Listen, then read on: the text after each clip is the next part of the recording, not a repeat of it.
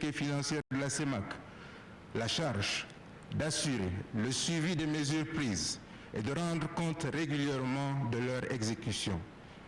21e résolution, les chefs d'État ont prescrit la tenue régulière à l'échelle ministérielle des rencontres de suivi et évaluation des mesures de redressement et de leurs effets sur la situation économique, financière et monétaire des pays de la CEMAC.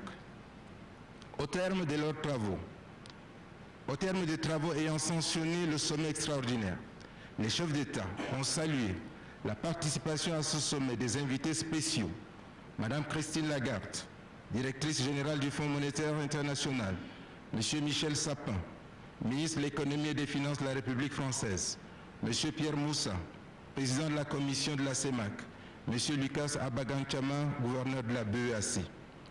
Ils ont exprimé leur profonde appréciation à l'endroit de son Excellence Monsieur Paul Biya, président de la République du Cameroun, pour l'initiative et l'organisation réussie du présent sommet.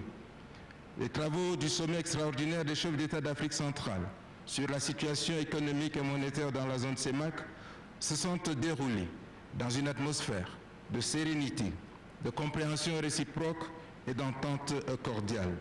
Fait à Yaoundé le 23 décembre 2016, ont signé pour la République du Cameroun son Excellence Paul Biya, président de la République du Cameroun. Pour la République centrafricaine, son Excellence Faustin Archange Touadéra, président de la République centrafricaine. Pour la République du Congo, son Excellence Denis Sassou Nguesso, président de la République du Congo. Pour la République gabonaise, son Excellence Ali Bongo Ondimba, président de la République gabonaise. Pour la République de Guinée équatoriale, son Excellence Obiang Bazogo, président de la République de Guinée équatoriale. Pour la République du Tchad, son Excellence Idriss Déby Itno, président de la République du Tchad. Je vous remercie de votre aimable attention. The 21-point communique, final communique resulting from this very extraordinary summit. Now we'll listen to the head of state and we'll come back. République du Cameroun. Je vous remercie.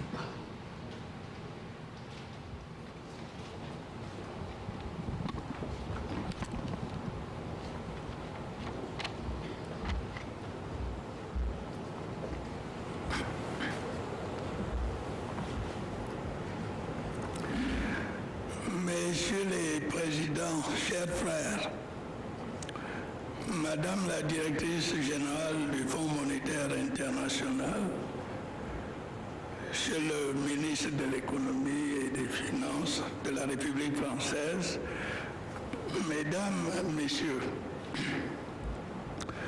dans mon propos d'ouverture, je n'avais pas caché que notre sous-région traversait une période difficile en raison de chocs d'origine externe qui risquaient d'affaiblir sa croissance et par là même de compromettre ses objectifs de développement. Mais je disais aussi ma conviction que si nous étions prêts ensemble à prendre les décisions qu'exige la situation, nous pourrions, avec l'appui de nos partenaires, retrouver la voie du progrès économique. Je pense que ce sommet spécial nous a permis de prendre l'exacte mesure des défis à relever et d'arrêter de manière concertée les solutions de nature à franchir ce cap périlleux. Je crois qu'il convient de souligner cet élan de solidarité active encouragé par nos amis traditionnels, solidarité qui vise à sortir notre sous-région de ces difficultés actuelles. Nos échanges ont bien montré, me semble-t-il, que des actions conjuguées garantiraient davantage d'efficacité dans le présent contexte. Bien entendu, ceci ne nous dispensera pas de prendre les mesures spécifiques répondant aux problèmes particuliers de chacun de nos pays. La stratégie collective qu'il conviendra de mettre en œuvre devrait porter sur un certain nombre de points fondamentaux. Au plan budgétaire, pour préserver un solde soutenable, il serait nécessaire d'élargir l'assiette fiscale pour améliorer le niveau des recettes et la qualité de la dépense. Il faudrait en même temps veiller à ce que ces mesures d'ajustement n'entravent pas la croissance et n'aggravent pas les conditions de vie des couches sociales les plus fragiles. S'agissant de la dette publique, des dispositions devraient être prises pour en préserver la soutenabilité et la viabilité.